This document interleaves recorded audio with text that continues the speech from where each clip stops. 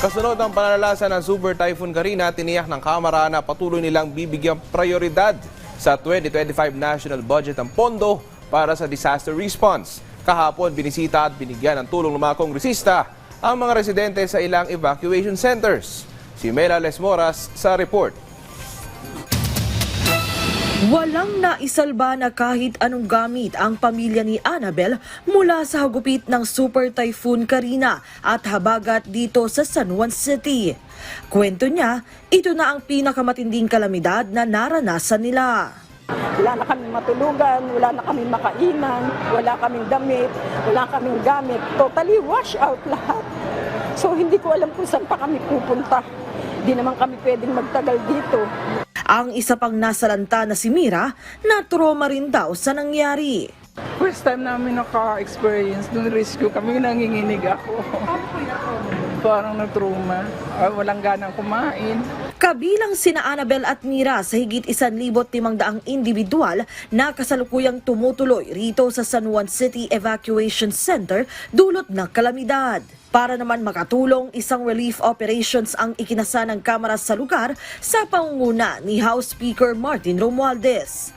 Bukod sa pagkain at iba pang ayuda, may hatid pang entertainment dito para kahit papaano'y maibsan ang kalungkutan ng mga mamamayan. Kanyang pinakamaingay! I love you, baby! Sino ba ang gusto ng t-shirt? Hey! Ayon kay Speaker Romualdez, mahalaga para sa kanila ang agarang paghatid ng tulong sa ating mga kababayan sa panahon ng sakuna. Kaya't sa 2025 national budget, patuloy nilang bibigyang prioridad ang pondo para sa disaster response. Nandyan talaga.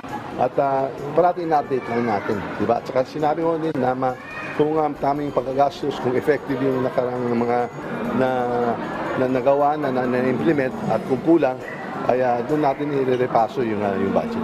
Bukod sa San Juan City na mahagi rin ng tulong sa dalawang evacuation centers sa Quezon City ang liderato ng Kamara.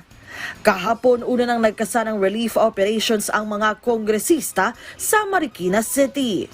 Well, ang gusto namin sabihin sa lahat, ipaalala sa kanila na hindi sila nag-iisa, naramdam natin ang kalagayan nila at ginagawa ho natin lahat na kahit papano ay maibsan ang kanilang pinagdadaanan sa ngayon. Ang quick response natin kahapon ay magtayo ng mga hot meals habang hinahanda natin yung mga relief packs and relief goods.